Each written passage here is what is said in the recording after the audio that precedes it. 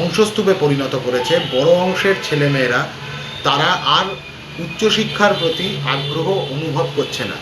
Significance of education, পড়াশোনার গুরুত্ব, লেখাপড়ার গুরুত্ব ক্রমশ কমে যাচ্ছে জনমানুষের মধ্যে। তারই একটা উদাহরণ, তার একটা প্রমাণ আমরা দেখতে পেলাম, যেখানে এবছর কলেজ অ্যাডমিশন যা সরকার ইচ্ছাকৃতভাবে ক্রমাগত বিলম্ব করে গেল, দিনের পর দিন last date of application admission পোর্টালের এক্সটেন্ড করে দেওয়া হলো।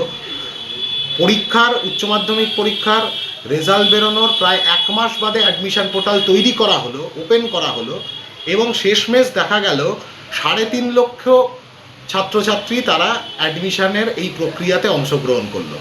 রাজ্যে কলেজের আসন সংখ্যা মোট সব মিলিয়ে গোটা রাজ্যের কলেজের আসন সংখ্যা প্রায় 9.5 লক্ষ। ভর্তির জন্য আবেদন করেছে 3.5 লক্ষ ছেলেমেয়ে।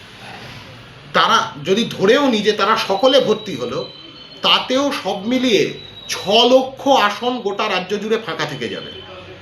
কলেজ ক্যাম্পাস, সরকারি পড়াশোনা, সরকারি উচ্চশিক্ষার ক্ষেত্রটা একেবারে ধ্বংস করে দেওয়ার মতন বন্দোবস্ত রাজ্যের সরকার করে ফেলেছে। গত বছরও আমরা দেখেছিলাম, আমাদের কাছে যা তথ্য ছিল, সরকারি তথ্য, যা সরকার যে তথ্য বাইরে প্রকাশ করেছিল, তার মাধ্যমে আমরা দেখেছিলাম 4 লক্ষ সিট ফাঁকা ছিল গত বছর 2024 সালে, এবং 2025 সালে দেখা গেল সেটাও আরও 2 লক্ষ বেড়ে গেল। 6 লক্ষ সিট ফাঁকা কলেজের। কলেজ ক্যাম্পাস এগুলোকে, মানে সরকারি পড়াশোনার ক্ষেত্র, সরকারি উচ্চশিক্ষার ক্ষেত্রকে তুলে দেওয়ার মতন বন্দোবস্ত করেছে।